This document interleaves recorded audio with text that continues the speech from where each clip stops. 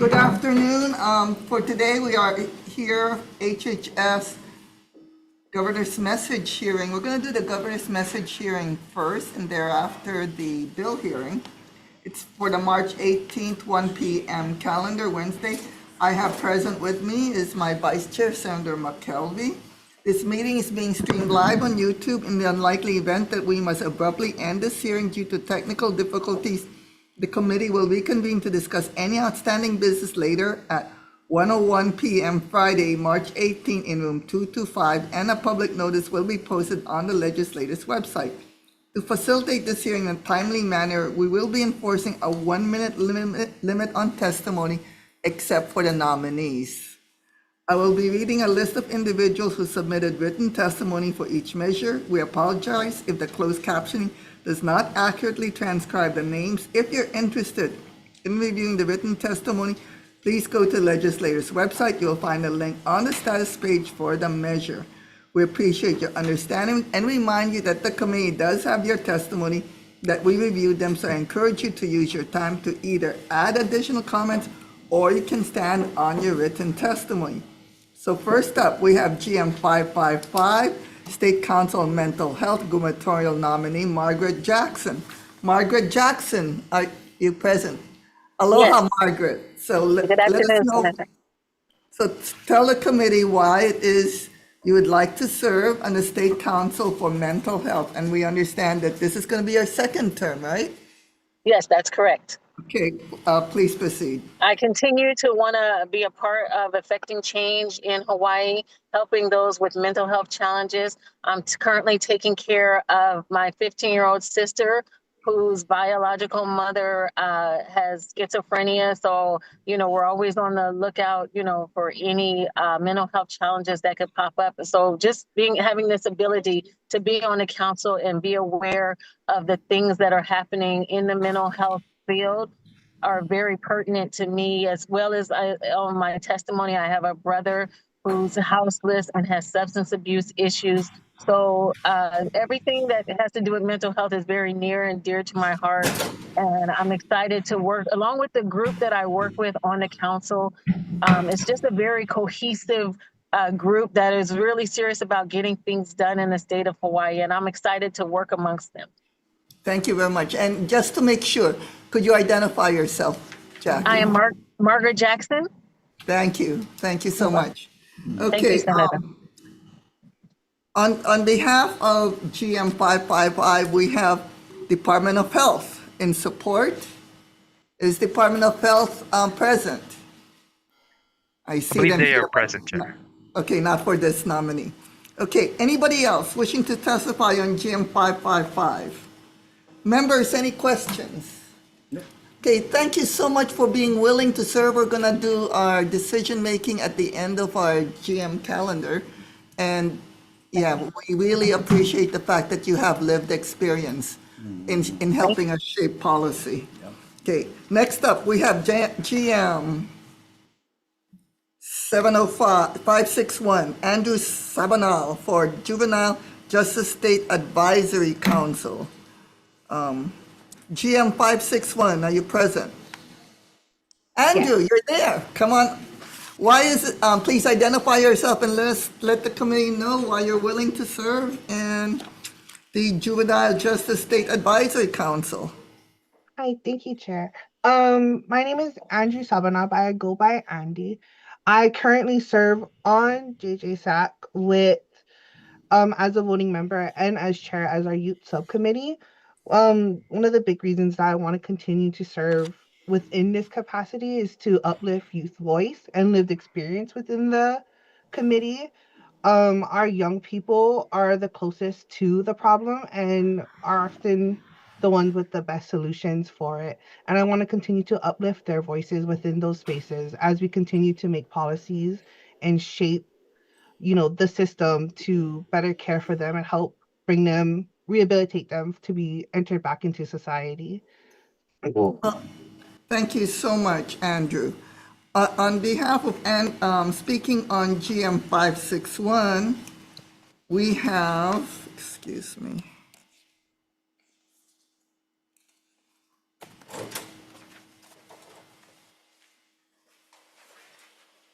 Okay.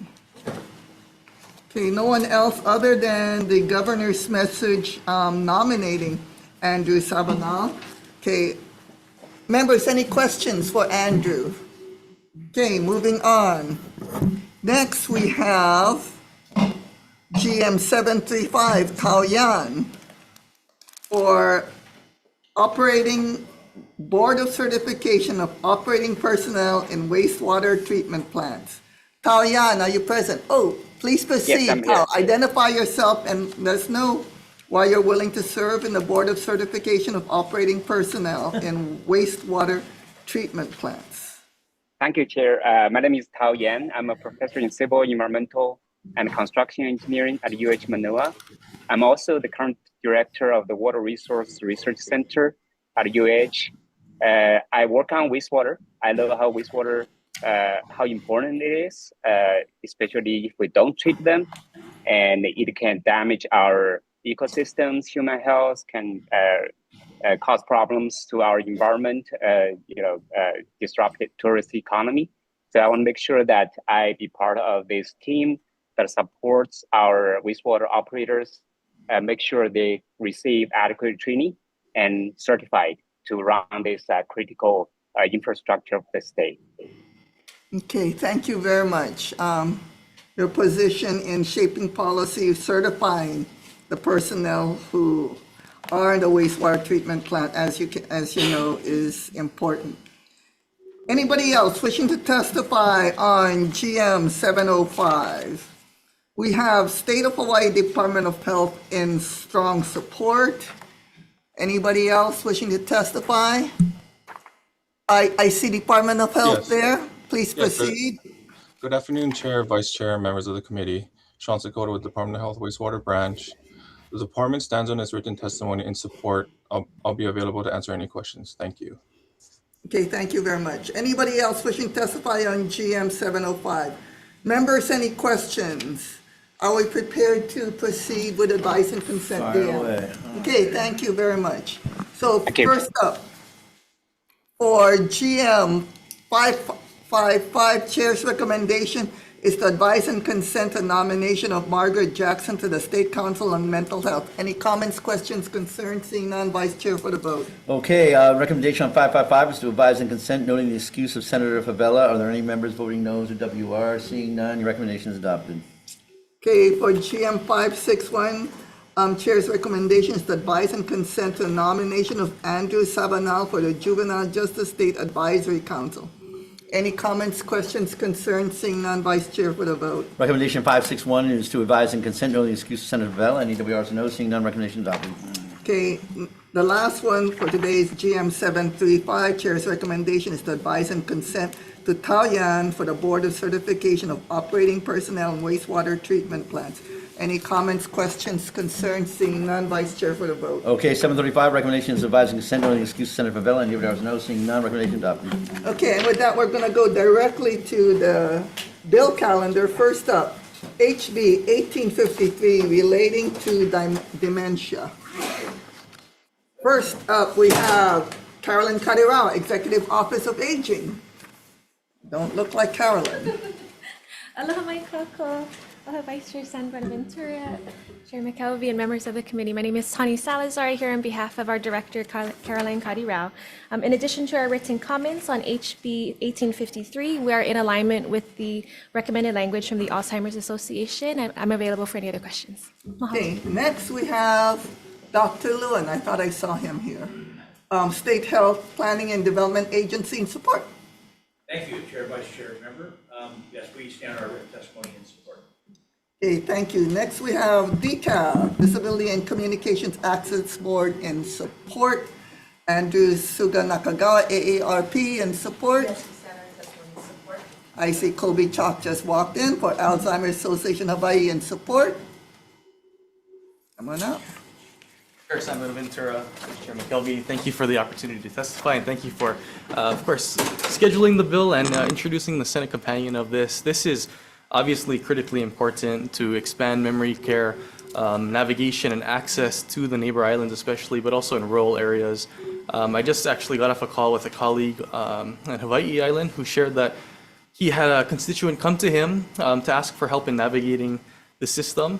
Even with his help, who, this person knows the system very well, it took 2 years just to get a diagnosis of dementia or mild cognitive impairment. And then from there, there's even further barriers. If at any step in the whole continuum of care, a doctor doesn't know what they're doing, doesn't have the resources to send their patient to, it pretty much ends there. And unfortunately, the disease is progressive and will only continue to get worse until you're at a late stage that could have been prevented. So this creates the pathway, establishes the resources that we need on the neighbor islands, and with your support, hopefully we can pass it today. Thank you. Okay, thank you very much. Next, we have Jane Sugimura, Hawaii Council of Community Association, and support Eric Abe, Hawaii Primary Care Association, in support Hawaii Alliance for Retired Americans, Joanne Kealoha, and support Tony Berisella, Alzheimer's Caregiving and Caregivers, and support Cindy Fowler, Alzheimer's Association, and support Louis Urchik, Hawaii Disability Rights Center, and support Christine Spath, in support. Please proceed, Christine. Aloha, Chair and members of the committee. My name is Christine Spath. I live on Kauai and I'm testifying in support of House Bill 1853. I worked in home health on Kauai for over 6 years and I saw how dementia affects entire families. I'm currently a social work student at UH Manoa and a trainee in the Geriatric Workforce Enhancement Program. At my field site, I conduct cognitive screenings like the mini-cog, and while we can identify possible decline, there is often no clear pathway for follow-up care or family support on Kauai.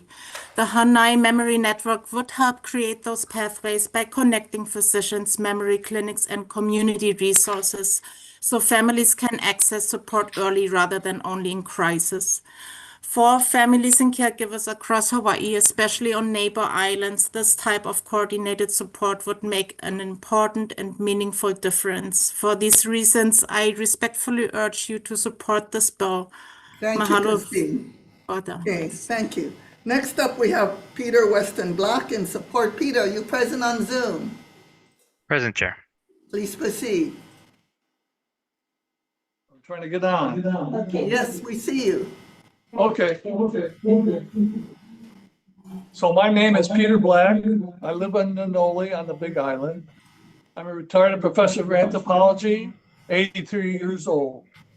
As someone living with an Alzheimer's diagnosis, I would like to very briefly tell you why I strongly support this bill.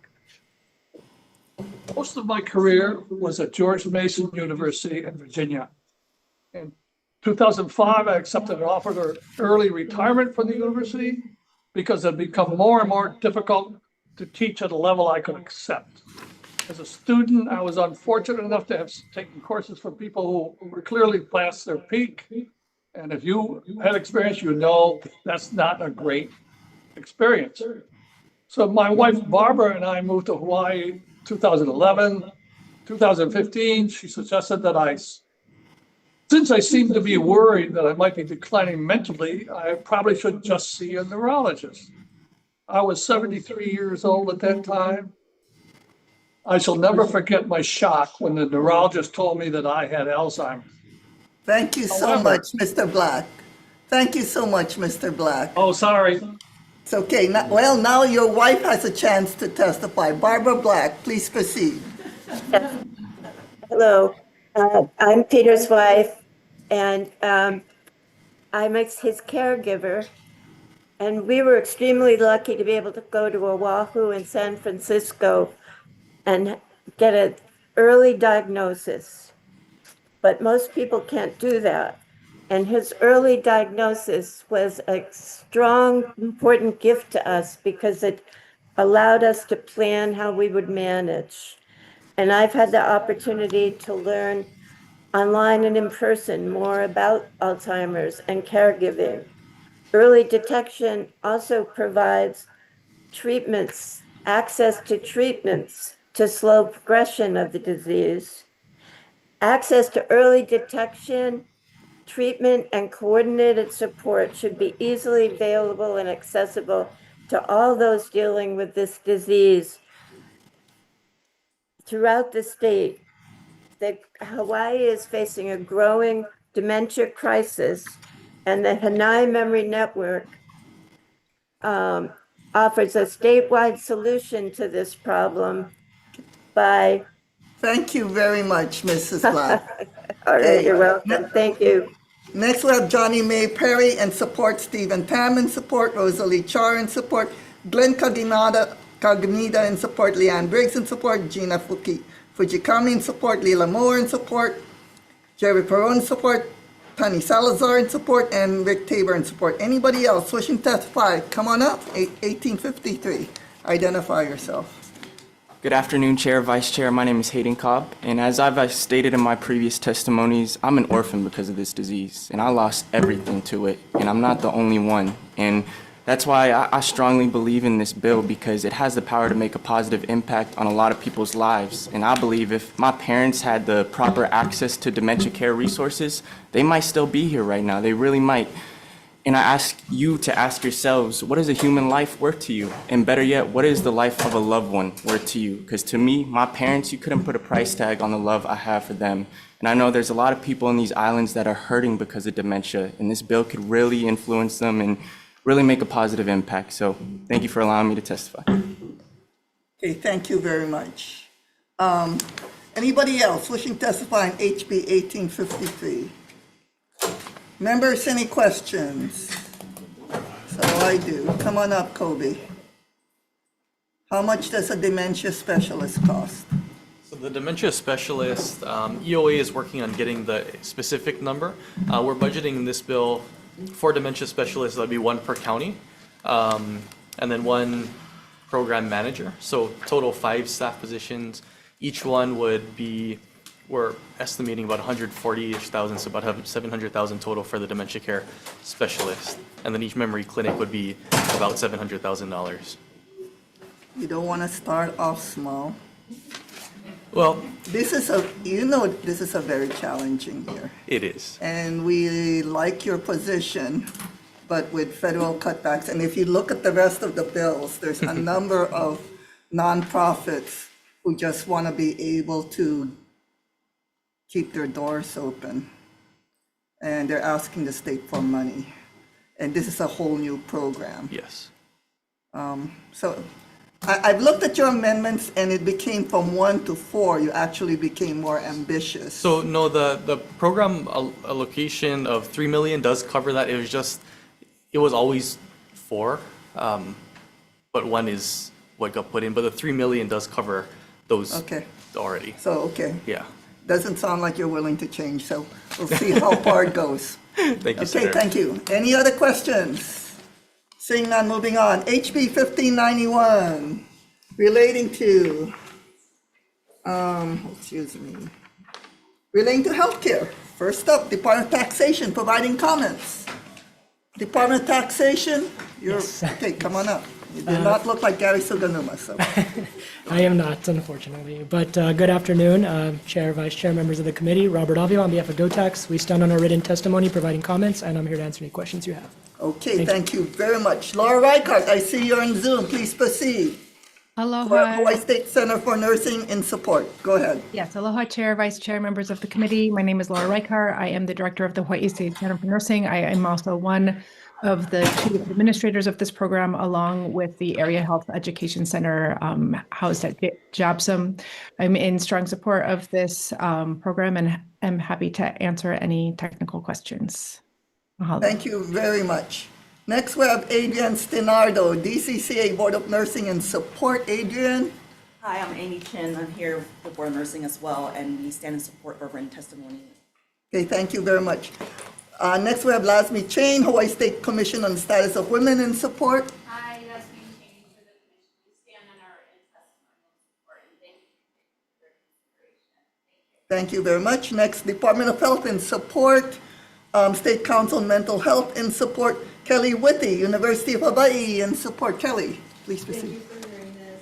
It's a wonderful program. We would like to make it wonderful for everybody, and I stand on our testimony. Okay, thank you very much. Chris Cofield in support, Hawaii Public Health Institute.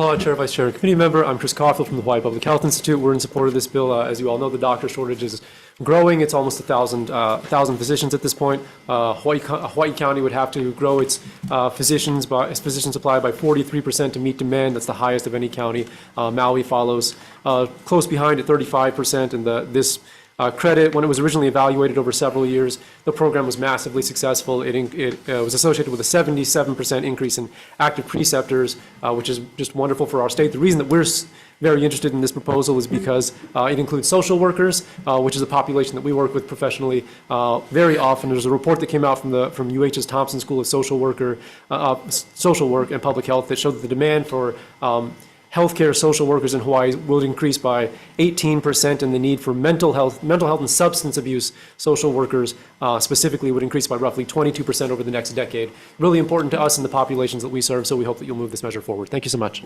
Thank you, Chris. Tom Yamachika, Tax Foundation of Hawaii. Are you present on Zoom, Tom? Not present, Chair. Okay. Hawaii Association Academy of PAs in support. Leo Candina Kono. Okay, thank you, Chair. Good afternoon, Chair, Vice Chair, members of the committee. We stand on our support for the HB 1591 for the Hawaii Academy of Physician Assistants. This will add PA students and PAs to the preceptor tax credit. They have not previously been included because we didn't have a Hawaii PA program. Now that we do, I do think it's important to understand who these students are. From the admissions data we have from Hawaii Pacific University, the majority of the PA students who are out there and who have had doors shut on them for not being able to be a preceptor because they didn't qualify for the preceptor tax credit. These are local students. The majority of the students at HPU come from economically disadvantaged backgrounds. The majority of them are also women. So by having training opportunities for them here helps them to increase their opportunities for building a career here. It will elevate them, their families, and future generations. Thank you. Thank you very much. Next, Healthcare of Hawaii, Association of Hawaii in support. Standing in support of this measure. Thank you. Thank you very much. Kaiser Permanente, Jonathan Ching in support. Please proceed. Aloha, Chair, Vice Chair. Jonathan Ching for Kaiser Permanente will stand on our written testimony in support of this measure. Thank you. Thank you very much. Hawaii American Nurses Association, Linda Bichinor in support. Linda? Okay, next we have Hawaii Academy, American College of Nurse Midwives providing comments. Please proceed. Aloha, Chair, Vice Chair, and members. Mahalo for this opportunity. My name is Margaret Reagan, legislative contact for the Hawaii affiliate of the American College of Nurse Midwives. We stand by our written testimony and offer additional comment. The benefit of utilizing provider-neutral language has been a big topic this legislative session. We understand that this was not possible for HB 1591. Rather, efforts were made to add provider types. We are asking to add the advanced practice midwives who do not just catch babies, but they provide services of the named providers such as nutritional counseling, social services, and primary care. We only refer when needed. In our written testimony, HOP provided an opportunity to review our Find a Midwife page, which lists advanced practice midwives serving in every district, often rural, often quietly filling gaps. We are here caring for families. We precept and have a constant flow of Hawaii-based midwifery students. Please consider adding our provider type, advanced practice midwives. Thank you. Thank you very much. Alan Johnson, Hawaii Substance Abuse Coalition in support. Dr. Elizabeth Ann Ignacio, Hawaii Medical Association in support. Hina Malka in support. Hawaii Primary Care Association in support. Hawaii Psychological Association in support. Queens Health System in support. Hawaii Pacific Health in support. Corey Sanders, Hawaii Pharmacists Association. Are you present on Zoom? Not present, Chair. Okay, then we have these 4, 5, 6, 7, 8, 9, 10. Ian Ross of Hawaiian Coast Comprehensive Health Center in support. Healthy Mothers, Healthy Babies Coalition of Hawaii in support. Carrie Wheeling and 11 other individuals all in support. Anybody else wishing to testify on HB 1591? Members, any questions? Quick question. Okay. Is tax around? Yes, right there. What's the aggregate cost of the credits? I know you normally price these things out, but I didn't see it in your testimony. I don't have it with me on hand, but I can send that to you. I think I just want to echo something I said earlier in another committee and also what Chair is. We're facing huge cascading impacts across the board. And so, I mean, there may need to be a discussion about the credit moving forward insofar as being able to share pencils with everything else. So Understood. that information would be helpful. Yeah, Thank you. I know our tax There's so many research- bills like this I'm a big fan of, but we keep running into this reality. So that's why I asked the question. Thank you, Chair. Understood, Vice Chair. Steve. Okay, my question is, and the people who have been pushing for increasing the preceptor tax credit position was that we have not fully utilized the budgeted tax credit, and that's the reason why we are expanding it. Is that your understanding too? Is that the budgeted tax credit has not been fully utilized for the preceptor tax? I'm not 100% sure on whether or not it's used completely or not, and the only reason is because the aggregate cap for this tax credit is reviewed by another department, not DOTAX. I believe DOH tells us when the aggregate cap is hit, and then we can stop certifying additional credits. Okay, that's my understanding. Department of Health, is that, okay, our director's hiding there, so I guess he's not here to testify. So that's my understanding, but I I can double understand Vice Chair's concern, which I had echoed previously, and that's the reason why we're not expanding more than to accommodate all potential occupations, healthcare occupations. Okay, thank you very much. Thanks for that, Chair. Okay, anybody else wishing to testify on any other questions on HB 1961? Is that 1961? 1591. Okay, moving on. Next up, HB 1961 relating to healthcare. First up, we have Hawaii Women's Coalition in support. Lasmin Ching. Yasmin Cheney on behalf of the Women's Coalition, we stand in support of testimony and thank you for your support. Okay, next we have Dr. Lubin in support. Shipta. Chair, Vice Chair, honorable members, we regret this bill is necessary, but we stand in support of our responsibility. Okay, next we have Hawaii State LGBTQ Commission in support. I see Michael Galoya, please proceed. Oh, I'm here and on behalf of Pride at Work, but thank you.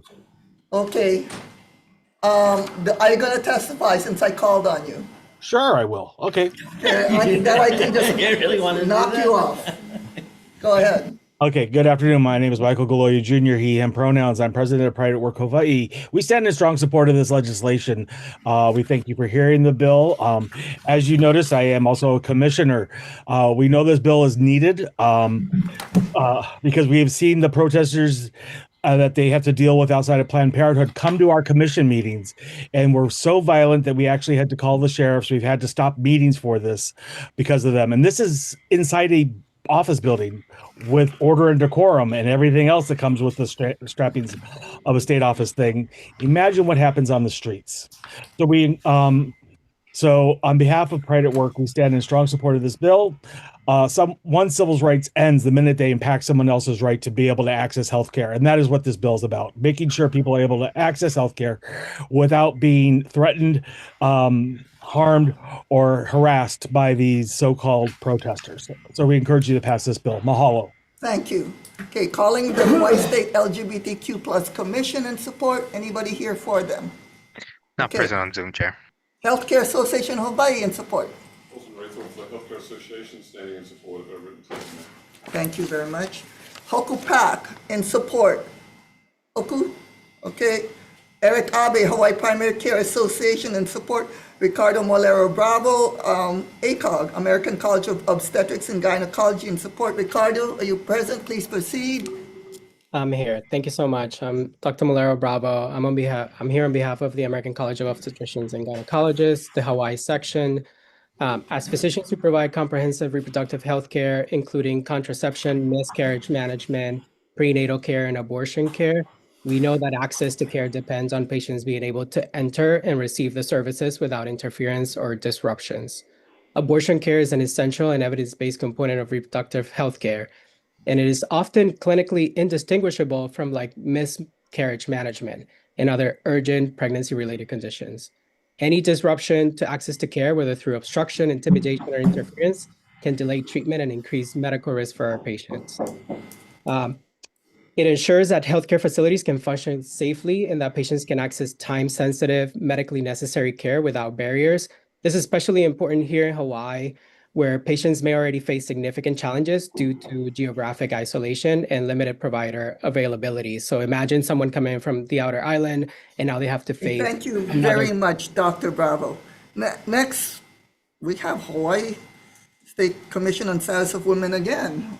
You haven't changed your testimony, right? Yes, I'm going to Okay. stand on my written testimony and support on behalf of the commission this time. Thank you very much. Okay, thank you very much. Planned Parenthood Alliance advocates and support. Jen, please proceed. Thank you. Thank you for hearing this bill. I'll stand on the bulk of our testimony, but just ask that the committee please pass this measure because patients and providers should not be afraid of accessing and providing legal healthcare services in Hawaii. But thank you very much for hearing this measure. Okay, thank you. Indivisible Hawaii Healthcare Team, Doris Matsunaga in support. Hawaii Christian Coalition, Margaret Mejia in opposition. Please proceed. Good afternoon, Chair, Vice Chair, and members of the committee. There's a few reasons why. Please we identify oppose- yourself, Margaret. I'm sorry. Margaret Mejia, Hawaii Christian Coalition. Thank you. Can you hear me? Yes, yes, yes. Please proceed. Okay. All right. So the reasons why Hawaii Christian Coalition opposes HB 1961 HD2 is the bill is unnecessary and duplicates existing law. Hawaii law already prohibits trespassing, harassment, and obstruction. It's vague in using the word reckless. Standard, it can criminalize peaceful activity. 3, it targets communication and organized advocacy. Number 4, it lacks clear enforceable protections for free speech.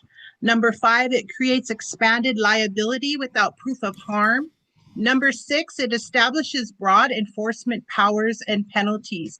Violation makes a person guilty of a petty misdemeanor with escalating fines and imprisonment, while also allowing civil lawsuits and attorney general enforcement. Okay, thank you so much, Margaret. Oh, Thank you so I much. just got 2 more. Creates Okay. buffer-like zones around healthcare facilities, including abortion clinics. And number 8 can be applied to other controversial medical policies, including pandemic measures. Thank you Okay. so much for your time. Thank you. AAUW, Yongi Overly in support. Leeward Republican Women's Club in opposition. That's Mary Smart. Eva Andrade, Hawaii Family Forum in opposition. Abraham Moreno, are you present? In opposition. James Wallace in opposition also. Are you present? Yes. Okay, please proceed.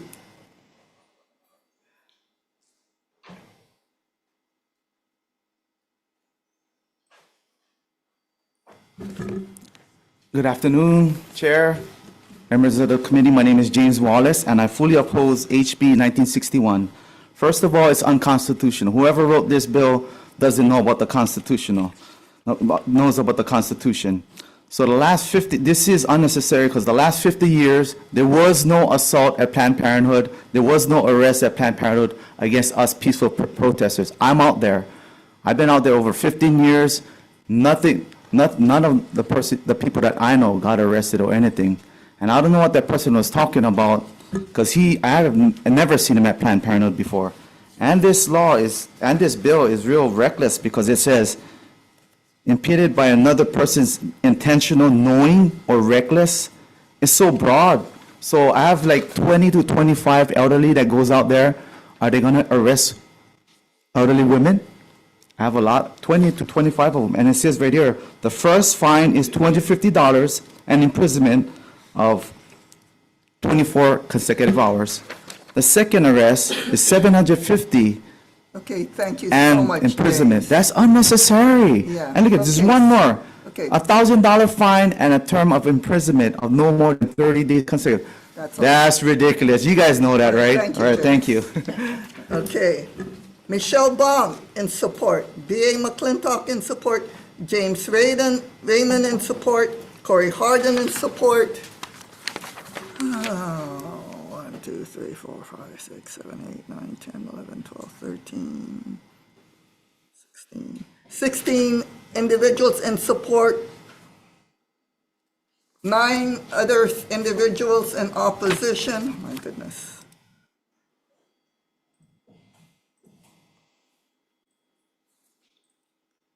and various other individuals, all in support and opposition. Those who have registered to testify, we have Teresa Armbruster in opposition. Teresa, please come on up.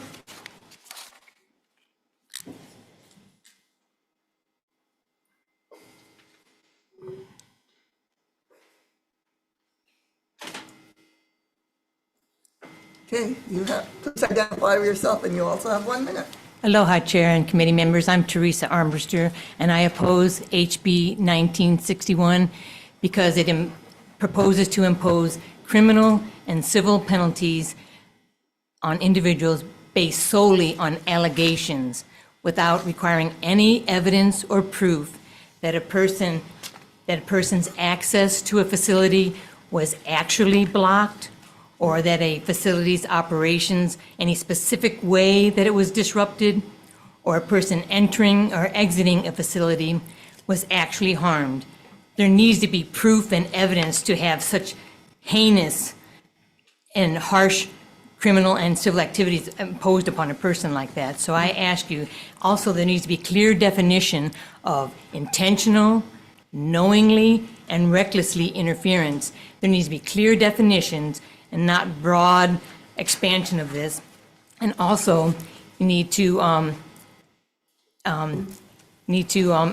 have specific actions that would justify such criminal criminal penalties and civil penalties. And I ask that you actually I ask that you scrap this, and you would introduce a right to life bill for the real victims of harm and violence, which are the babies that are murdered every day because chemical and surgical abortions. Okay, Please protect the rights Teresa. of babies' life and liberty. Thank you very much. Vivian Hill, Hawaii State Youth Commission, Public Health Individual in support. Please proceed. Aloha, Chair, Vice Chair, members of the committee. My name is Vivian Hill. I'm a student at UH, and I'm a member of the Public Health Committee of the Hawaii State Youth Commission.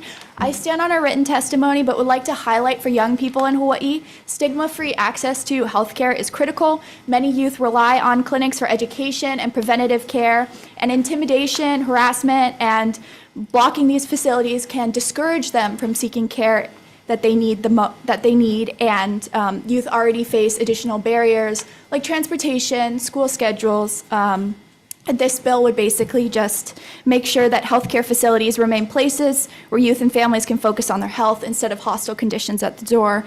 So the Hawaii State Youth Commission urges the committee to pass this measure. On a personal note, individually, I was in the Planned Parenthood Teen Council program in high school that was education-based, and when we entered facilities, I believe we experienced what you would call harassment. It should not be experienced at any age. It's not, yeah. This is serious, and I hope you take it seriously. Mahalo. Anybody else wishing to testify on HB 1961? Okay, come on up. Identify yourself. And just for the record, there were 42 other individuals in support and 32 individuals in opposition who provide written testimony.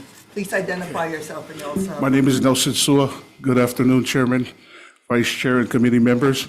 I stand in opposed to this bill. I've been out there during these peaceful protests, and they're that peaceful.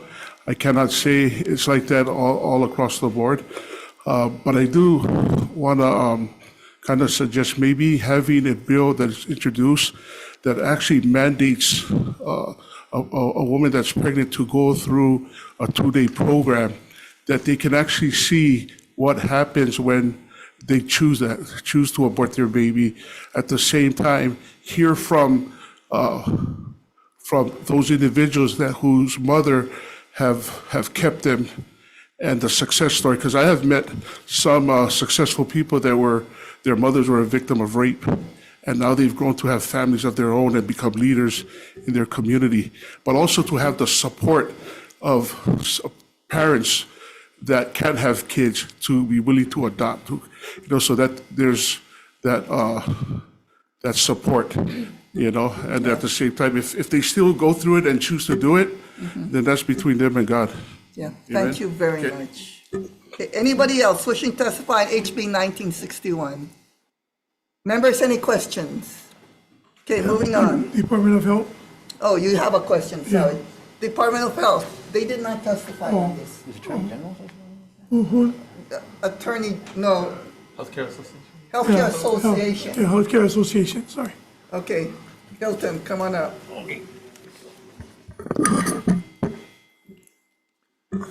So I see that you support the bill. What I'd like to know is that does this bill successfully protect and access, or does the patients interfering in had rights, peaceful protests? And I've been to a lot of peaceful protests before, and I just like to know what is the statistic? Maybe you don't know. I'm not going to probably ask Planned Parenthood, but since they're suchly being their name all over the place. What is the statistics that you know that patients did not go and get the proper care, not just abortion, but proper care at these clinics because of people standing in their areas that have the right to free speech and say what they feel going in, and then the repercussions of them not getting the correct health care because of the peaceful protests? What was the ramifications of their health and their not getting the treatment that they should have need or gotten? Do you guys have a statistics of that? No, I thank you for the question, but I don't have any specific data on that. It's not statistics we monitor or are aware of, so I'm not even sure who would actually keep those. Okay. I'm sorry. Okay, thank you. Is Planned Parenthood on the line? Planned Parenthood? No, I don't think they testified. Jen Wilbur, Jen Wilbur. Okay. Right Oh, yeah, so I don't know if you guys testified on this or Yeah, not. they did. Oh, you guys did, sorry, okay. Thank you, Chair.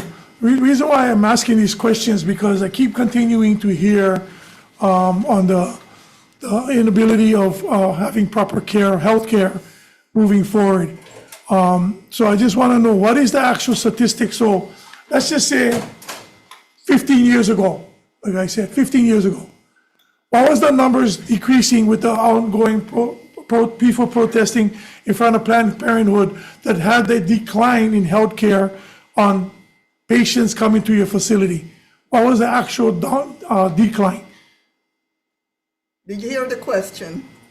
Yes, but same as the last. I just like to know, what is the statistics that you guys actually have that 10 people came today and only one was seen because the other 9 was afraid to enter the facility because they was being so-called harassed, or they didn't like to be under the protests or whatever it is? What was the actual number? Because we're having hearsay, we're talking about putting people in jail, fining them. So I like to know, what is the actual numbers? Because I'm all about people getting health care, but if we just putting things out of the sky to put people in jail, then we're gonna have a problem here for everybody. Because then this is gonna take a precedence for every single peaceful protest moving down the line from Mauna Kea to anything else with Poakaloa, Red Hill. Then all of these guys are gonna be subject saying, hey, they don't disrupt our services from getting in, but no numbers. So do you have an actual number that we can let the people know how detrimental of this protesting, peaceful protesting happened, that these people never get the proper health care that they needed, and it caused severe injury, bodily harm, or even death? Do you guys have that statistics? No, just like the last question answer, there's not statistics that we are able to keep. But so the answer is no, we don't have that for you, but I'm not sure how we would keep that either. But that's what I'm saying. So you guys are going to call numbers saying that these people protesting, that doing what they do, what they feel in their heart that they're doing is right, with any protest, not just with you guys, and I'm not just putting you guys on the line, but in general. If we set a precedence by passing this bill for these clinics that supposedly providing help, we don't know what kind of injury it caused. We don't know how much people died because they never get the services, how much people had to travel and was not seen because of the inability to get health care. Those are the things that if we don't have numbers, we cannot go ahead and put numbers in saying that we're gonna have these guys go in jail if they intended to cause bodily harm or whatever, because then you guys can't even say that you guys know if it did cause bodily harm or preventive care because you don't have a number. The number I can give you is that we called the police hundreds of times. We've No, called no, them. police has been called for a lot of things for hundreds of times. Windmills in Kahuku, windmills in Kapolei. Yeah, they was not doing nothing but standing on the sidewalk, but the people went overreact and called police. I mean, I can call police every day because I get a nuisance across the street because his chickens is crowing every morning at 3 in the morning. Okay, let's not, let's Oh, not, sorry, let's I'm not sorry. argue with them. But I'm just saying, Okay. I'm giving you an example, they don't have a number, Chair, and we having one bill up before us understand. that we shouldn't support if we don't have numbers, if we're talking about incarcerating peaceful people that want to go out there and invent the persecute on their rights. Yeah. So that's it, thank you, sorry about the chickens, guys. Sorry. Okay, thank you very much. Okay, next up, HB 1854 relating to community behavioral health clinics. First up, Attorney General providing comments. Good afternoon, Chair, Vice Chair, and members of the committee. I'm Deputy Attorney General Michelle Exelda. Our department submitted written comments and offered 3 considerations. First, board composition. The bill calls for 10 members but lists only 9 categories. We recommend amending the total from 10 to 9 or adding an additional category. Second, civil service exemption. If the legislature intends the exemption to be permanent, we recommend amending section 76-16 subsection B to add the exempt positions. And finally, decertification process.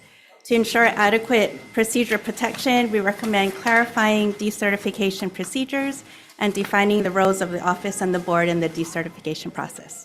I'm available for any questions. Thank you. Okay, thank you so much. Next up, we have Hawaii State Department of Health and Support. Okay, Dr. Matsu.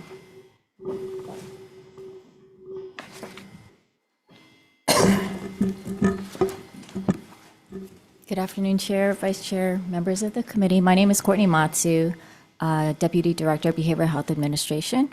Thank you very much for introducing this bill, the companion bill. The certifying office is an important component of this new model of the community behavioral health clinics. The certification is essential for these clinics to be able to be eligible for certain Medicaid rates. And by having these rates, the intent is that they would be more operationally and financially sustainable.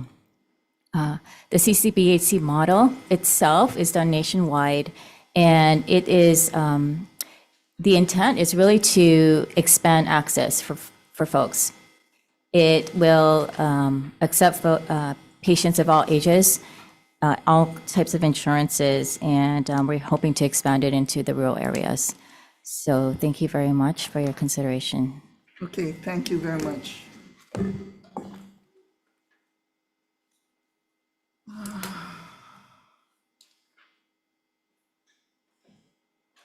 Okay, next up we have Leyland Brady, Aloha Independent Living Hawaii and support, Jonathan Perry and support, State Council on Mental Health and support.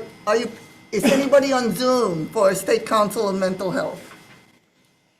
One present, Chair. Okay, please proceed. 1854.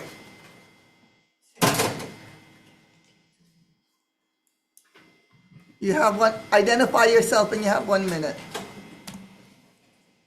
You got turn on your mic.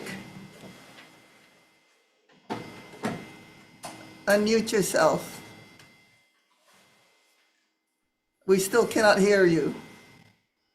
We have your written testimony. Are you willing to stand on your written testimony? Yes, yes. Okay, thank you very much. And, oh, we finally heard you. She cut out. Did you get me finally? Yes. Okay, please proceed. Yeah, so this is Carolyn Wagan Hildebrand, the Chief Support Staff for the State Council on Mental Health. State Council Chair, Dr. Catherine Omer would have liked to be here, but the schedules did not work out. But as you can see, we'd just like to highlight 2 things in the testimony. First is a strong support for the goal of creating a certifying office. That is a necessary condition to have sustainable clinics, the purpose of the bill. But this, I think also because the council was being asked to play a role, the council would like to strongly support that, but also they feel that that can be done without changing the current structure. So they are requesting one minor and targeted amendment, and that is to keep the composition right now, and to strike out section 3 that adds a 22nd seat and requiring that it be the certifying office. Thank you very much, and I'm here to answer any questions. Okay, thank you very much. Anybody else wishing to testify on HB 1854? Members, any questions? Okay, I do. Dr. Matsu, come on up here. And also AG. Did the AG? Okay, so the AG has like a lot of amendments. And I don't know whether or not this bill is ready. Like, for instance, they want you to add a section 76-16B to have these positions be exempt. In addition, they think you should have some kind of procedure on decertifying a certified community behavioral health clinic. I could address. Is it in the bill? The sort of decertification? Those portions, see? Yes, so it's the amendment to correct the number of board members is in our Well, that's the easy request, part. right? It's The the other second one, part. on the exempt positions, we're aware of the requirement, and we will be working with, if we get this, we'd be working with folks to make sure we stay within that requirement. And on the last one, the decertification process, I don't think it would be best suited for it to be in statute, but rather maybe in administrative rules. Doesn't look like it's ready this session. Do you really need it this session? We do. We are currently, we have a grant right now, which is a planning grant. That is the expectation with that is that we apply to become a Okay, so you demonstration know what? state. Can you work with the Attorney General? Of course. I'm going to yes. move this on to conference, and hopefully you folks have a fix by then, but otherwise it's dead. Okay. Get it worked out before conference. 'Cause Yes, can only we will. reconcile differences. We will. Yeah, because, yeah. Thank you. The board members tonight, that's an easy fix. The other stuff isn't. Right. Okay, thank Okay, you. thank you. Okay, anybody else on 1854? Moving on, HB 1965, relating to primary care, state health planning, Dr. Lewin and support. Working group now from the very complex bill. Thank you, Chair, Vice Chair, and member.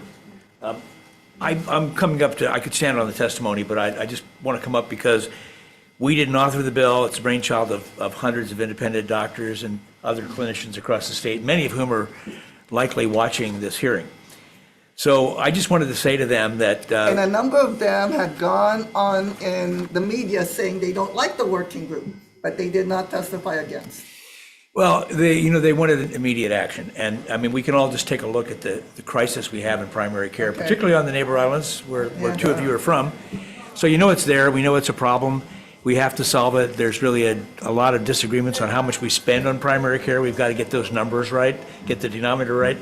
We're committed at SHPTA to make that happen and facilitate that. And we'll be back next year for a real solution. California did go through a year-long process of determination before they mandated the 15%. They identified how they measure it. And we'll come back with that information next year to make that go. And thank you very much for hearing it. Thank you very much, Dr. Lewin. Department of Human Services and Support. DHS, are you present on Zoom? Oh, no, you're not. You're present on Zoom. Well, they registered for Zoom. Meredith Nicholas for DHS and one of them Okay, Dr. Gokut's Hawaii Healthcare Task Force and Support, AARP, Audrey Nakagawa, sorry. It's a long day, sorry, in support. Mohala Health, Dr. Smith, I see you on Zoom, please proceed. In support. Thank you, Senator Buenaventura, Vice Chair, and members of the committee for hearing HB 1965. Y'all know who I am. I speak in support of this bill. I appreciate this bill and your focus on strengthening primary care. The working group will help us reinforce what we already know, that strong primary care funding reduces overall costs and creates opportunities for insurers and providers to work towards common ground. Primary care is meant to come first, yet in Hawaii, that foundation is under strain. Ensuring network adequacy so patients can access care is the core function of our insurance system. Healthcare dollars from patients, employers, and public programs are most effective when they support that access. I implore you to have one question in mind with every commercial and corporate sponsorship you see between now and the next time we see each other, which is, if we don't have enough for network adequacy for primary care, why are we paying for advertising before access and commercials before care? Thank you for. Okay, so Dr. Smith, could you identify yourself just to make sure we have you on Oh, I'm sorry. I'm Dr. Esther Smith. I am a board certified family physician on Big Island. I am founder of Mohala Health and vice president of the Hawaii Healthcare Task Force. I know I have my minutes, so I was prepared to move quickly. Thank you. Rachel Wilkinson, Hawaii Association of Health Plans, in support. Good afternoon, Chair, Vice Chair, members of the committee, Rachel Wilkinson on behalf of the Hawaii Association of Health Plans, and we're going to stand on our written displays. Thank you. Walden Now, HMSA, in support. You're not Walden. Okay, thank you. Kapona Chong Hansen, Doctor of Ahahui Ona Kauka, the Association of Native Hawaiian Physicians, in support. Hawaii Primary Care Association, Eric Abe, in support. American Academy of Pediatrics, Hawaii Chapter, in support. Michael Cheng, Dr. Uishi, Kokini Health System, in support. Dr. Ferris, Maui County Healthcare Partnership, in support. Dr. Ignacio, Hawaii Medical Association, in support. And we have 3, 4, 5, 6, 7, 8 other individuals and physicians, all in support. Nobody testifying in opposition. Anybody else wishing to testify? Come on up. HB 1965. Good afternoon. My name is Emily Chung. I am the new CEO at Hawaii Primary Care Association, and I appreciate the opportunity to testify in front of this committee. With relation to primary care, our community health centers, which we represent across Hawaii, are the safety net and critical to our health ecosystem. And we appreciate the intent of this bill and really want to support the conversation ongoing for solutions to ensure that we have investments in primary care, which are the upstream solutions to reduce downstream costs. We really do believe that our health centers are the heart and soul of our work here. So we appreciate any support and and I think this is an important working group to convene. Thank you so much. Thank you very much. Next up, come on up. Aloha, Dr. Kelly Withy. I do the physician workforce assessment, and as you know, our biggest shortage is primary care. Next year, when we come to you for a primary care spend bill, please remember it won't cost the state anything. And if the state is in hard times, just imagine these small private doctor offices. They may close, and then we'll have huge healthcare deserts. So this is a no-cost initiative. We're going to be doing a lot of research, digging into the exact costs, who is considered primary care, how much does it cost, what insurance companies do what, and we will get you a lot more information. So hopefully next year, you will hear again with a bill for 15% primary care spend, because that actually saves money and lives. Thank you very much. Anybody else wishing to testify in HB 1965? Come on up. Thank you. I'm Robert Pickering. We've done a study on the mainland about primary care because it's an issue in rural America on the mainland. The average primary care doctor refers 45 to 70 patients a month to specialists that admit into a hospital. If the question is, how do you get more primary care doctors? I believe it's the responsibility of the hospital to do that, because they're the ones that generate the revenue. And they have the capacity to do that because it's to their benefit. Not to hire them, but to meet the need. Thank you very much. That's my much. 2 thoughts. Thank you very much. Anybody else wishing to testify in HB 1965? Members, any questions? Okay, seeing none, moving on. Next up, HB 1962, relating to family. First up, we have Lashmi Chain, status of women. In support. Is this the coalition Hawaii Status Commission, State Commission on the Status of Women. Thank you so much. Yasmin Cheney, on behalf of the commission, I stand on my written testimony and support. Thank you very much. Thank you. Dian Medeiros, Judiciary, Judge Medeiros, in support. Hawaii Women's Coalition, again. Hi, Yasmin Cheney, co-chair of the Hawaii Women's Coalition. I stand on my written testimony in strong support of this measure. Thank you very much. Thank you. Elizabeth Kent, Commission to Promote Uniform Laws, in support. Nicole Wu, Hawaii Children's Action Network, in support. Hawaii Women's Lawyers, in support. Angelina Mercado, Hawaii State Coalition Against Domestic Violence. Yeah, I saw it. Aloha Chair, Vice Chair, committee members, Senator Hill, standing here in, excuse me, that went so fast, I need a moment. Standing on our written testimony in strong support, mahalo. Thank you very much. Anybody else wishing to testify on HB 1962? Members, any questions? Moving on. Oh, you have a question. Go ahead, Vice Chair. Yeah. Which one? Super quick, this super quick one. I had some concern with the measure. First of all, I've been a strong supporter of the EV, with women helping women on Maui, but I guess it was the term of allegations being used in the bill, just simply making an allegation would take mediation off the table, and divorce is expensive with a lot of lawyers, and sometimes mediation is actually the more preferable way, especially in these sensitive areas. Do you think it's something to be a little more stronger than simply an allegation being made should be put into the bill, or is it just simple, because it could be a legal maneuver to create an allegation in order to take it out of me? That's my concern. So thank you for the question, Senator. So one of the reasons why we include language like allegation is because the reality is that not everybody's going to actually go get a protective order. And the reality is that not everybody's going to go actually and try to prosecute a case, which is actually the next bill that's up, which is HB 1959, addressing that. And so when we have a situation where a survivor has either not had or there has not been a successful prosecution of a domestic violence case, or they have not actually sought a protective order, but they are in an abusive situation, this doesn't take them.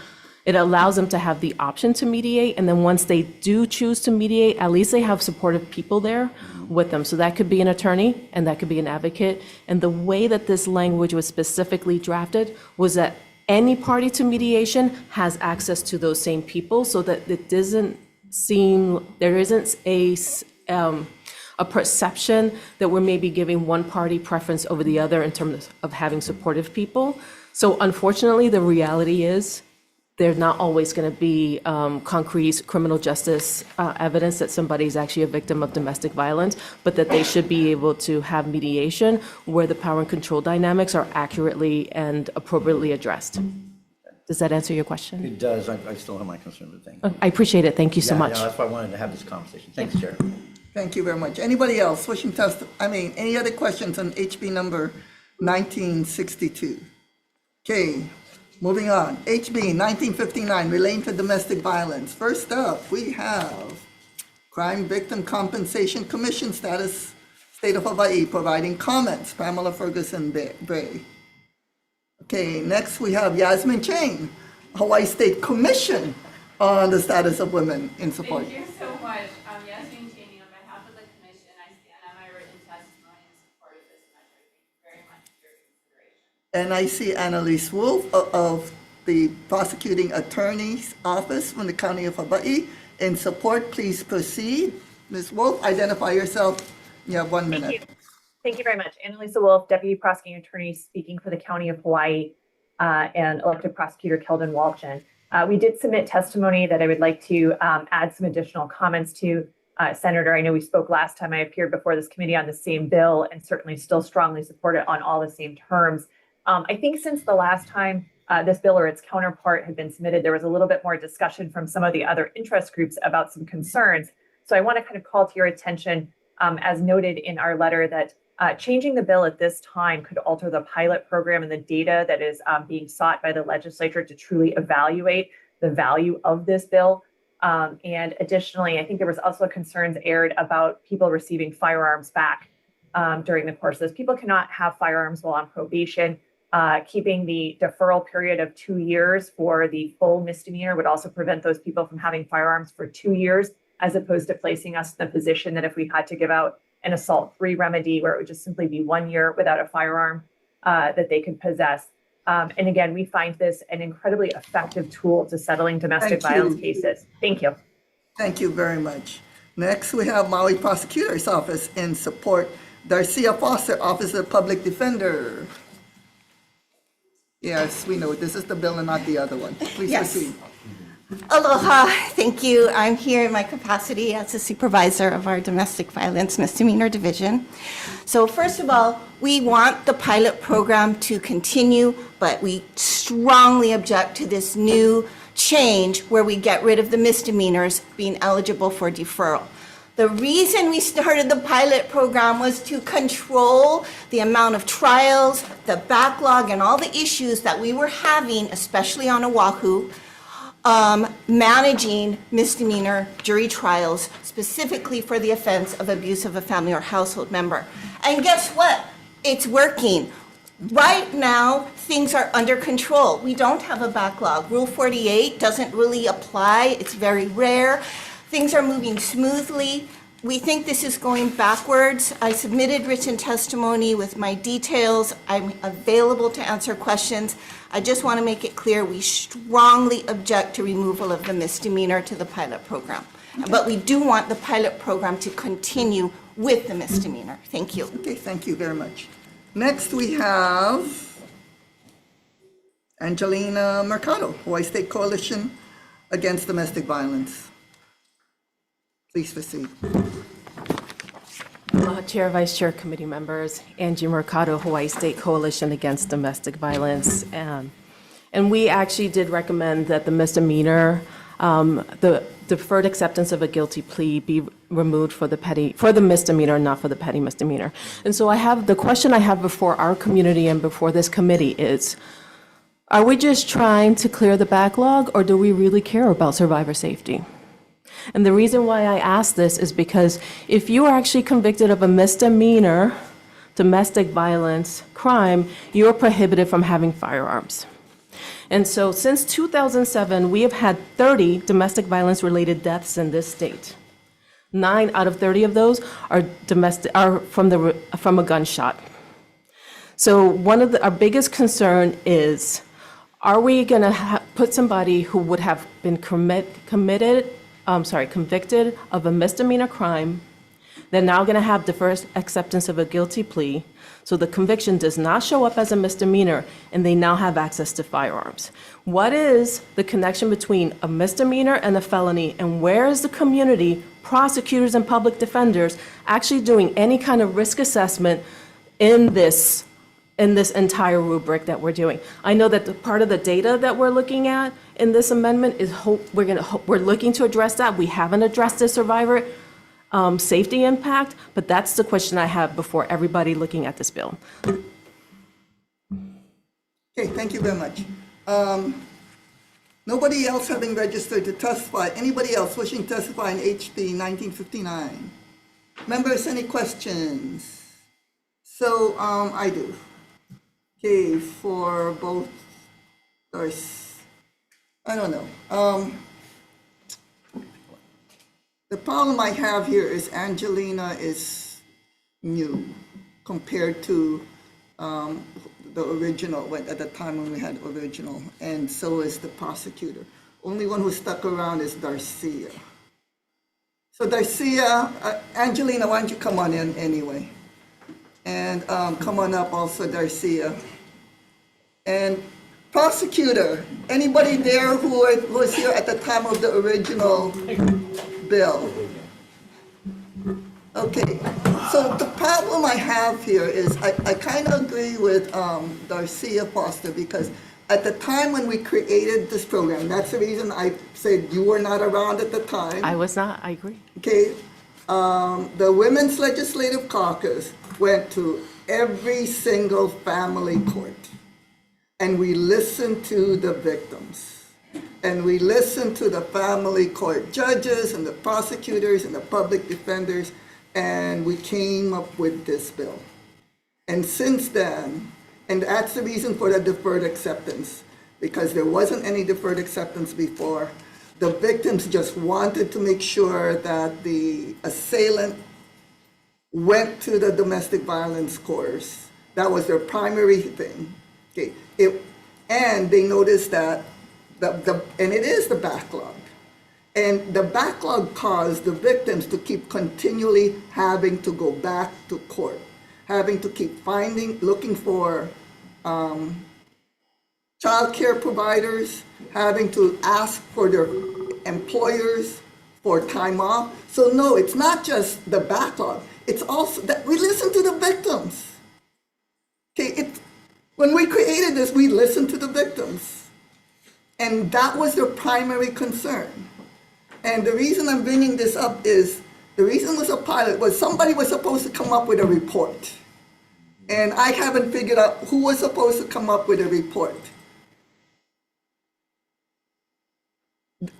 Prosecutor, I'm new too, so who? public defender. It's in Act 19, it's the judiciary. Judiciary, where's the report? Well, apparently the judiciary who is here is not here. Okay, but. And they have been producing data. But the question then is, we need to have a report to determine whether or not for it to continue. Right. Because the early reports we got, at least it was all anecdotal from the family courts, was that it was working. That's the reason why the original bill was to just extend it. Was we were not getting the massive complaints from the victims. Because we listened to the victims, they were out the door, Angelina. They came to us crying, saying, we understand the need to put the assailants in, but we cannot find babysitters. We cannot keep coming back day after day every time when there's a continuance. And the reason for the continuance is because the defendant, knowing that there's a misdemeanor they know, the defendants know, and the prosecutor knows it's an automatic right to a jury trial, right? Which means that's what they're going to ask for, which means more backlogs. So I'm going to, until I get a report saying otherwise, my knee-jerk reaction is for it to continue. Because I was one of those people, they weren't there, who went island to island to go listen to these people. So I would like to have the report, though, because I'm more than willing, Angelina. I mean, Nancy Friedman knows I am a super strong advocate against domestic violence. I'm more than willing to go change my mind in the whole misdemeanor thing. Okay, but that's the reason. Okay, you guys heard my piece. Unless you guys have a report telling me otherwise, that's what I'm looking at. Okay. Can I make a request for consideration? That prosecutors and public defenders are doing some sort of risk assessment with their clients to understand the lethality of the situation. They should. We should. They should be using tools. And that's the whole idea behind the report. That's the whole idea behind the report. We did not want to we did not want the domestic violence to continue. I want to make sure you understood that, Angelina. Mm-hmm. Okay, because when we went to court by court to listen, and island per island to listen to the victims, there were no defendants that we were listening to. They were not asking for the deferred acceptance. The courts wanted the ability to do that. Okay, to be able to. There was no defendants in the room, so we were listening to the victims. Okay, thank you. Thank you. Thank you, guys. Okay, moving on. Yes, sorry. Thank you. Okay, moving on. HB 2505, testifying for the relating to assisted community treatment. Judiciary providing comments. And who do I ask about the report I asked about? Good afternoon, Chair, Vice Chair. We'll do a resolution, okay? I am Andrew Park, and I'm the lead judge of the division that handles these hospital cases. Okay, hospital cases, okay. So see. And I'm testifying on behalf of the judiciary. Our testimony is in two parts. Part one offers our appreciation for the amendments in House Draft 1 to this bill. Part two, you might be able to disregard because it's related to prior testimony from the Department of Health on the other side before it crossed over. I'm not sure if they're going to be making those same requests Within Part 2, I did want to apologize for and point out a typographical error on the second to the last paragraph of page 2 in the third line. It says internal return hearing. That should read initial return hearing, but possibly you might be able to disregard section 2 anyway. I'll stick around for any questions you might Okay, have. thank you very much. Next up, Leland Bailey, Aloha Independent Living Hawaii, providing comments. Alex Licton, Hawaii Psychological Association in support. Johnny May Perry in support. James Ireland, City and County of Honolulu Emergency Services Department in support. IHS in support. Angie Knight, are you present? Or did she resign by now? No. Okay, anybody else wishing to testify on HB 2505? Members, okay, Dr. Matsu, come on up. I apologize. For some reason, our testimony did not get submitted. I have a copy here. Okay. So the testimony is different from our last testimony. Since that time, we've met with the judiciary and the AGs, and we've recognized that there are some limitations with putting a firm date in terms of the 10-day timeline that we had initially asked in our prior testimony. We've since taken that out. We feel that we can work together with judiciary and the AGs to continue to look into the different reasons for the delays and try to improve it. Okay, sounds good. Thank you. Thank you. Any other Do you have questions? Is this a state hospital? AC, that's her. Yes. You. Mhm. Okay, so how long have you been with the state hospital?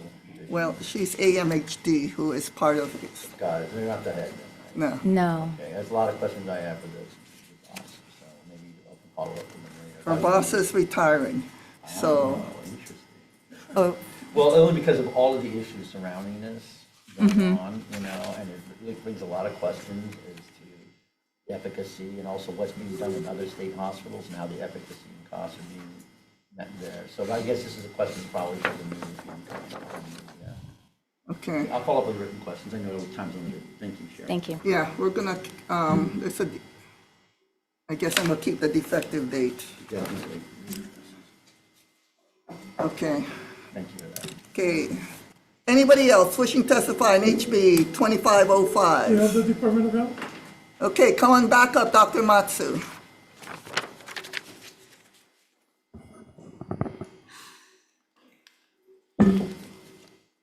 So does the Department of Health has the necessary funding for the reimbursement and obtaining of the programs for additional legal and administrative costs associated with these? With the petitions? Yeah. So the, Because preparing, I guess, these would be what, the court petitioner? it falls to our AGs to help with the filing the petitions. So you're asking about the ACT petitions that are coming out of the state hospital in specific? Yeah. Okay, so we're trying to look at our entire patient population to increase, to determine whether or not folks who we anticipate might be ready for discharge would qualify for an ACT order. Yeah. To try to really keep them, maintain them in treatment. So the thought is that when somebody's inpatient, you're in a locked environment, you have doctors there, nurses there, folks telling you, okay, here's time for your medication. But when they're discharged, there's nobody really to kind of make sure that happens, or for folks who feel that they don't need the treatment, there's nothing that really compels them to continue to come in on the outpatient side. So part of this is really trying to look at the patients, determine which ones who could benefit from this, and submit these orders. I do think it's going to be increase on the physician side, because they're going to do more assessments. There's time that's going to take for them to complete those orders. But I think it's doable. I'm not sure on the AG side with our AG, because we only have one for the state hospital, if that's going to be an influential factor or not. But I think we can try it and see. So Yes. just to make sure you folks know, this is also part of the informational briefing we had before, where the state hospital was already overcrowded. So the question is, this is somebody's solution to the potential revolving door, which was instead of releasing them directly, that there would be an ACT petition for continued treatment. And so their position is they want the judiciary to act within 10 days of that ACT petition. Judiciary doesn't want to act within the 10 days. So that's where we are. Well, I think there's some challenges that had been explained to us. And it's in testimony. Yeah. Thank you. Just real quickly, I just am concerned, it seems like there's issues with psychologists and hiring them and then the pay for the psychologists. Yes. How do you address that? So right now, we currently have a proposal that has been sent to DHERD, I believe, which looks at the salary scale for the psychologists and tries to move it up a little bit so that it is more in line with the community standards. When did you make the request to be heard? Okay, so we're getting away from the bill, and we have 5 more bills, and we got 10 minutes. We'll follow up later. Okay, otherwise, it looks like I got too ambitious with this agenda. And I normally am done in half an hour, as most of the people here know. But anyway, keep going. Can we keep going? Thank you. Go for it. Okay, HB 2576, relating to background checks. First up, Attorney General. Are you present? Please proceed. You can stand your written testimony, we'd love it. Yes, You can. yes, we can, but we would like to provide comments as well. Okay. So if the bill is enacted as currently drafted, it would be required to be submitted to the FBI for approval. If not approved, the Department of Health would not be able to conduct fingerprint-based background checks as they do today. So thank you. Yep, you got that in your written testimony. Okay, thank you very much. Department of Health providing comments. Okay, Hilton Raythel, Healthcare Association of Hawaii in support. We see the proposed a huge number of amendments. Okay, please proceed. So I'm for the Department of Health. Paul Serio. Oh, Department of Health. Okay, comments. Yes. So our comments, we stand on our written testimony, but I just wanted to highlight that right now we have about 2,300 facilities that are either already following the existing statute or actively putting processes in place to conduct these fingerprint checks. These checks are essential for protecting vulnerable populations and maintaining safety standards in our healthcare system. Losing that authority would be Thank a you very much. significant If you're just reading setback. from your written testimony. No, I'm not. Okay. But we respectfully urge the committee to consider that risk carefully about the FBI not approving this statute if it moves forward. Yeah. In consideration of ours and the AG. Criminal Justice Center. Yeah, AG has made that point clear multiple times. Thank you. Healthcare Association Hawaii, I see your multiple amendments in support. Thank you. We are testifying in support with 2 recommended amendments. We are working with the OCA and the Hawaii Criminal Justice Data Center to ensure that the measure passes FBI review. First amendment is requesting that healthcare professionals have the ability to bill and have been credentialed by an acute care hospital be excluded from the fingerprinting requirement if they work at facilities other than hospitals. Many of these providers do work in other settings like long-term care facilities and ambulatory surgery centers. And second, we're requesting that the biennial name-based background check requirement exclude out-of-state record searches for individuals who have not lived or worked outside of Hawaii since a previous background check. Yeah, we see that in your written testimony, right okay. there. Yep. Okay, Thank I you. have read it. Thank you. Thank you. Okay, next up, Michael Robinson, Hawaii Pacific Health in support. Michael. Thank you. Jonathan Ching, Kaiser Permanente in support. Are you standing in your written testimony? Stand on our written testimony in support. Thank you. Thank you very much. Surgicare of Hawaii in support. I'm representing them. You're okay. Yes, I will speak. Okay. Thank you, Chair, Vice Chair, for considering the amendments. These amendments are very important that HAH provided. Surgicare is not a member of the Healthcare Association, but we do see value.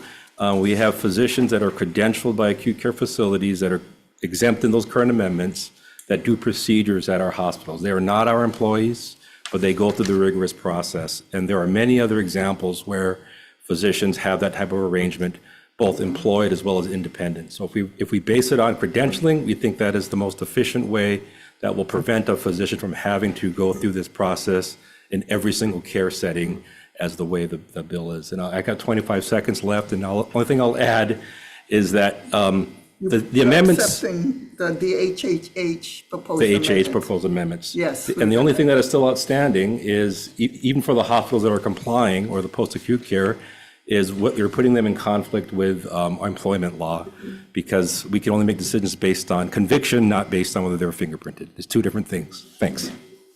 Okay, thank you very much. Elizabeth, Dr. Ignacio, Hawaii Medical Association in support. Amber King, Leading Age Pacific West support.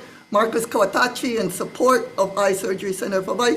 Queen's Health Systems in support. Anybody else wishing to testify on HB 2576? Members, any questions? Okay, I do, but I'm going to move on. HB 1801. Okay, Department of Human Services relating to child welfare services. In support. Meredith. Yep, the department stands on its written testimony and support. Thank you very much. Yasmin Chin, Hawaii Status Commission on the Status of Women in support. Yes, I stand on my written testimony and support. Office of Wellness and Resilience providing comments. Trisha Kajimura in support. Parents and Children Together. In support. Thank you. Nicole Wu, Hawaii Children's Action Network in support. Johnny Me Perry in support. Judith Clark support. Angelina Mercado, Hawaii State Coalition Against Domestic Violence in support. Okay, thank you very much. Anybody else wishing to testify on HB 1801? Members, any, that isn't for 1801, right? Are you here for 1801, Department of Human Yes. Services? Okay, please Yes. proceed. Identify yourself. You have 1 minute. Sure. Good afternoon, Chair, Vice Chair, and members of the committee. I'm Keisha Raby, Child Welfare Services Program Development Administrator, and I'm representing the Department of Human Services Child Welfare Services Branch. The department stands on its written testimony. Thank you for your time. Okay, thank you. Okay, anybody else wishing to testify on HB 1801? Moving on. Members, any questions? Okay, seeing none, moving on. HB 1804, relating to long-term care financing, Executive Office on Aging and Support, Carolyn Kadirao. Thank you. Ryan Yamani, Director of Human Services and Support. In support, thank you. Jack Lewins, in support. Thank you. Office of the Auditor providing comments. Audrey Suga Nakagawa, AARP in support. Yes. Richmond Loser, Nabian Hawaii in support. Hilton Rethel, Hawaii Healthcare Association of Hawaii in support. Yes, thank you very much. We have Joanne Kealoha, Hawaii Alliance for Retired Americans in support. Leading Age Pacific in support. Melvin Sakurai, please proceed. You have 1 minute. Identify yourself. Yes, thank you, Chair and Vice Chair. My name is Mel Sakurai. I'm a management consultant, and thank you for the opportunity to testify in strong support of HB 1804 HD1. I stand by my written testimony. Just wanted to point out a couple of things. It does contain a suggestion that the agency to which the commission be attached for administrative purposes be changed from the legislative auditor back to the Legislative Reference Bureau. It also suggests amending sections 1H, I, and O, as well as section 2 of the bill to clarify the role and also to minimize the burden of hosting the commission for the LRB. And I would urge that the commission consider the bill favorably and pass an amended version on for hearing by the Senate Ways and Means Committee. Thank you. Okay, thank you very much. Anybody else wishing to testify on HB 1804? Okay, moving on. HB 1864 relating to insurance. Insurance Division, DCCA in support. Okay, Jack Lewin, State Health Shipta in support. In support, Chair, thank you. Thank you. Department of Health in support. Rachel Wilkinson, Hawaii Health Association of Hawaii Plans in support. Thank you. Walden Au, HMSA in support. Eric Abe, Hawaii Primary Care Association providing comments. Yep, got it. Okay, Adam Zerin, Blood Center United in support. Hawaii Society of Clinical Oncology in support. Oncology Nursing Society in support. Hawaii Women Lawyers in support. Force Facing Our Risk of Cancer Empowered in support. Andrea Otto in support. Andrea, you're present on Zoom. Not present, Chair. Okay, Sasha Dimon in support. Anybody else wishing to testify on HB 1864? Maybe members, any questions? Okay, moving on. HB 2319, SHPTA, relating to SHPTA. SHPTA in support. There's nobody in opposition here. I just want to, thank you, Chair, Vice Chair, Member. Okay. We just want to just mention that there's a few amendments in here to try to make this consistent with the Senate bill, and it's really just putting the two bills into consistency, and we're agreeing with the comments. Thank you. Thank you very much. That's right. Grassroots Institute of Hawaii in support. Grassroots. Rachel Wilkinson, Hawaii Association of Health Plan providing comments. Walden Au, HMSA providing comments. Me Research, Regulatory Research Center providing comments. Speedy Bailey in support. Anybody else wishing to testify on HB 2319? Members, any questions? HB 2314. Oh, goodness. You know what? Okay, we're gonna go shoot for it then. HB 2314, relating to EMS. I see EMS patiently waiting here. Okay, first up, SHPTA in support. In support, Chair, thank you. Okay, Garrett Hall in support. Part of our written testimony with proposed amendments. Okay, thank you very much. Office of Hawaii Affairs in support.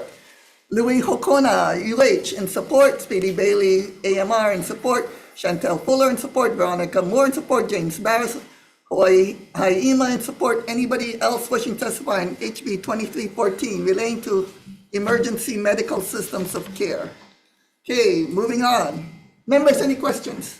Okay, moving on. HB 215, 2115, Department of Human, relating to Human Services. First up, Department of Human Services providing comments. Meredith. Yep, stand on the comments. Thank you. Bonnie Kahakui, State Procurement Office providing comments. Okay, thank you very much. Shelley Niles, Catholic Charities Hawaii in support. Okay. Hello, Chair. So I'm Betty Lou Larson from Catholic Charities Hawaii. We are in strong support of this bill. We just want to comment that, agencies are beginning to think, can we continue? Can we actually respond to an RFP? So what happens if we don't? The burden goes back to the state. These are not services, well, they're not needed. The state is paying for it, they think they're needed, and that's unsustainable. It's unsustainable on the nonprofit side. It's unsustainable if it returns to the state, and then what will the state do? How can they perform those services under, State Department? So we just want to say this is really an important bill. It's been going on for many years, and we know that there are a lot of constraints this year, but we feel it's so important to consider this. Thank you so much. Okay, thank you very much. Community Alliance on Prisons in support. Parents and Children Together, Tricia Kajimura in support. Thank you. Alan Johnson, Hawaii Substance Abuse Coalition in support. Brian Baker of Hinamauka in support. Aloha Independent Living Hawaii in support. Eric Abe, Hawaii Primary Care Association in support. Hawaii Youth Services Network in support. Hawaii Community Foundation support. HANO in support. True Cost Coalition support. Hawaii Children's Action Network support. Aloha Care in support. Johnny May Parent support. IHS in support. Hawaii Health and Harm Reduction Center in support. Nicholas Leverance, are you present on Zoom? Oh, are you? Oh, he's right now. I'm just admitted. Okay, sorry. True Cost Coalition went too fast. Come on up. No worries. Aloha, Chair, Vice Chair, and members of the committee. My name is Hannah Lesiak, and I'm testifying on behalf of the True Cost Coalition in strong support of this measure. This measure provides critical funding to DHS for contracts with community-based organizations so that they can keep up with the costs of rising prices. The True Cost Coalition represents over 80 community-based nonprofit organizations serving over 500,000 residents statewide every single year. And we deeply appreciate the funds that were provided through Act 310 last year. But there's just one thing that I want to make clear, and I'm sure you know this already, that the federal funding cuts and freezes didn't create a new problem. They exacerbated an old one. And many of our member organizations haven't seen increases in their governmental contracts in over 10 years. And as highlighted in our testimony, the cost of providing these services has increased by about 40%. These organizations are this state's safety net, and we must ensure that that net does not fray. So I want to thank you for speaking about this issue and hearing this measure, and I'm available for any questions. Thank you very much. Nicholas Leverance, you have 1 minute. Identify yourself. Aloha, Madam Chair, Vice Chair, members. Nikos Leverins with Hawai'i Health and Harm Reduction Center, also a part of the True Cost Coalition. As the prior speaker just articulated, our agency has, really struggled to navigate the waters of federal cuts, and that's on top of the already pre-existing difficulties facing, our agency in terms of meeting ever increasing costs. In terms of labor, in terms of utilities, rent, and other expenses.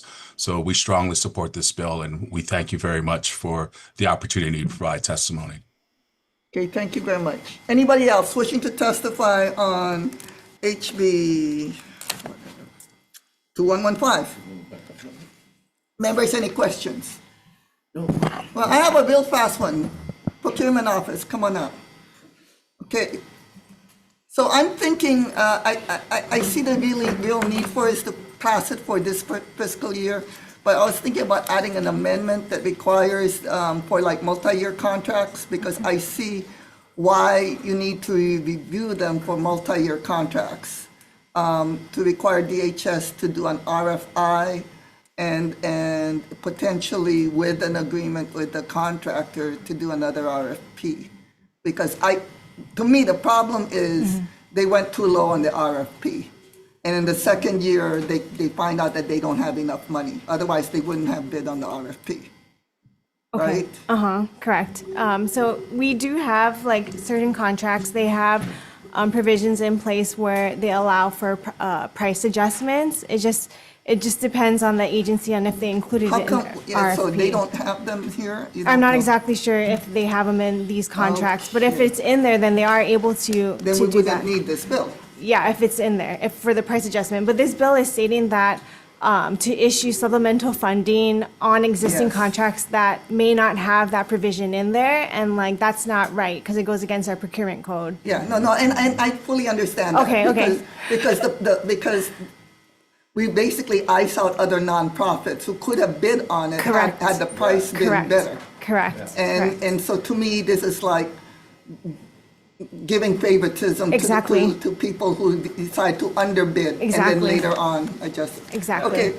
Yeah. So I understand. Okay. Okay, thank you. Thank you. Okay, any other questions? Seeing none, can we go directly on to decision-making, folks? Okay. Okay. Are we ready for decision-making?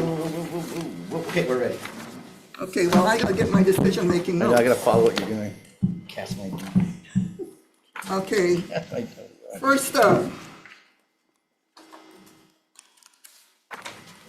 Where is my decision-making notes? I have no idea. Oh, I got it. Okay, for HB 1853 relating to dementia, Chair understands the need for it. I had already made my comments regarding that this may not be the ideal year to ask for as much money as they're asking, but we're gonna keep the conversation going. So Chair's recommendation is to pass with amendments. We're going to add a different effective date of January 30th, 2050. And technical non-substantive amendments needed for clarity and consistency. We're going to note the blank appropriation and the blank numbers of full-time employees that they want. Any comments, questions, concerns? Seeing none, Vice Chair for the vote. Okay, recommendation 1853, HD1 is the Senate Draft 1, noting the excuse of Senator Kanuha. Need to be seeing none, recommendation adopted. Okay, for HB 1591, relating to healthcare. Chair's recommendation on this time is we're going to accept what the preceptors are telling me, that we're not maximizing our credit. So we're going to keep it going. We're going to change the effective date to January 1, 2027, and technical non-substantive amendments for clarity and consistency. So hopefully we can max out the preceptor credits. Any comments, questions, concerns, passed with amendments? Okay, 1591 HC1, recommendation Senate Draft 1, all members present, any WRs no, seeing none, recommendation is adopted. Okay, so for HB 1961, we're gonna change this to pass with a effective date with amendments. Change the effective date to upon approval. Any comments, questions, concerns? Seeing none, Vice Chair for the vote. Okay. Pass with amendments. Recommendation 1961, House Draft 2 is Senate Draft 1, noting all members present, any WRs or no's. Oh, vote for me. No vote for Senator Favela. Anybody else? Seeing none, recommendation has been adopted, Chair. So for HB 1854, work in progress, this will probably die in conference unless the corrections by Department of Health is made to align with Attorney General's. But to keep the conversation going, we're going to pass with amendments. We're going to change on page 5 the number of board members to 9 from 5. We note that there's a blank appropriation date and blank appropriation and a defective date already. Yeah. So pass with amendments. Any comments, questions, concerns? Seeing none, Vice Chair for the vote. Okay, recommendation 1854, House Draft 1 is the Senate Draft, noting presence of all members, any WRs or no's. Seeing none, recommendation adopted. Okay, HB 1965, Chair's recommendation is to pass this with amendments.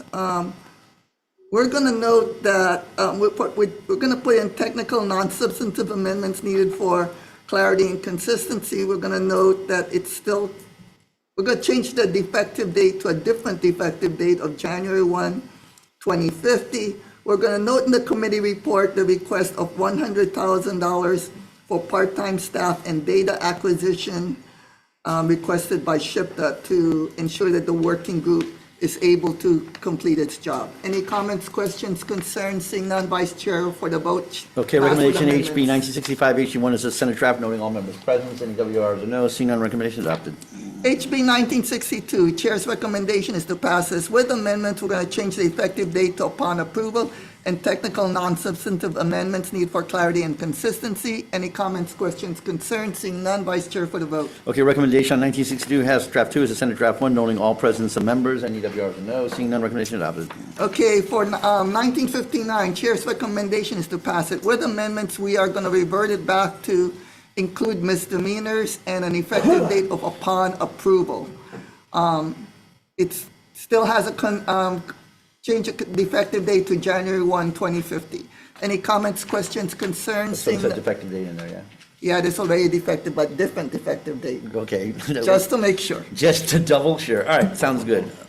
Any comments, questions, concerns? Seeing none, Vice Chair for the All vote. right, Pass with amendments. 1959, House Draft 2, recommendation of Senate Draft 1, noting the presence of all members, any WRs or no's. Seeing none, recommendation adopted. So HB 2505 with much discussion, we are gonna change the defective date to a different defective date of January 1, 2050. Otherwise, pass with amendments. Any comments, questions, concerns? Seeing none, Vice Chair for the vote. Okay, recommendation on 2505, House Draft 1 is Senate Draft 1, noting presence of all members, any WRs or no's. Seeing none, recommendation adopted. For HB 2576, a lot of work on this one. Yeah, a bunch of them. We're gonna pass with amendments. We're gonna accept Attorney General's request of changing every phrase worker on pages 3 and 4 to employee. We're gonna use HAH proposed amendments on pages 2 to 3 of its testimony. We're gonna delete all references to third-party employer as requested by Attorney General, including its definition on page 7. We're gonna put a different defective date of January 1, 2050, and technical non-substantive amendments needed for clarity and consistency. Any comments, questions, concerns? Seeing none, Vice Chair for the vote. Okay, recommendation 2576, HC2 is the Senate Draft 1, noting the presence of all members, any WRs or no's. Seeing none, recommendation adopted. For HB 1801, Chair's recommendation is to pass this with a different defective date of January 1, 2050. Any comments, questions, concerns? Seeing none, Vice Chair for the vote. Okay, recommendation 1801, House Draft 1 is the Senate Draft, noting the presence of all members of the committee, and WRs or no's. Seeing none, recommendation adopted. HB 1804, also a work in progress. Chair's recommendation is to pass this with amendments. Auditor does not want it, and neither does LRB. We're going to remove the word auditor from on lines 12 to 14 on page 17, and the phrase through the auditor on page 18, line 11, page 4, line 16, page 5, line 12. We're going to add a different effective date of January 1, 2050, and technical non-substantive amendments needed for clarity and consistency. Any comments, questions, concerns? Seeing none, Vice Chair for the vote. Okay, recommendation 1804 HD1 is the Senate draft, no presence of all members of the committee. Any WRs, no. Seeing none, recognition adopted. So for HB 1864 relating to insurance, we're going to pass with a different effective date of January 1, 2050, and technical non-substantive amendments needed for clarity, consistency. Any comments, questions, concerns? Seeing none, Vice Chair for the vote. Okay, recommendation 1864 House draft 2 is the Senate draft, no presence of all members of the committee. Any WRs, no. Seeing none, recognition adopted. For HB 2319, we're going to pass this with amendments. We're going to substitute Senate Bill 3139 SD1 in its entirety, and any technical non-substantive amendments needed for clarity, consistency. Any comments, questions, concerns? Seeing none, Vice Chair for the vote. Okay, recommendation on 2319 House draft 2 is an awesome. Senate draft 1, noting the presence of all members of the committee. Any WRs, no. Seeing none, recognition adopted. For HB 2314, we're going to pass this with Department of Health's proposed amendments and any technical non-substantive amendments needed for clarity and consistency. Already contains a defective date. Passed with amendments. Any comments, questions, concerns? Seeing none, Vice Chair for the vote. Okay, recommendation 2314 House draft 2 is the Senate draft, no presence of all members. Any WRs, no. Seeing none, recognition adopted. For HB 2115, Chair's recommendations to pass with amendments. We're going to add a Section 3 for multi-year contracts beginning in the fiscal year 2027 to 2028. Department of Human Services shall issue a request for information to determine whether any existing contract is still fiscally sound, and thereafter determine with the consent of the contractor whether new requests for procurement or proposals should be issued. Any comments, questions, concerns? It still contains a blank appropriation and a defective date. Any comments, questions, concerns? Seeing none, Vice Chair for the Okay, vote. recommendation on 2115 House draft 1 is the Senate draft, no presence of all members. Any WRs, no. Seeing none, recognition adopted. We are adjourned.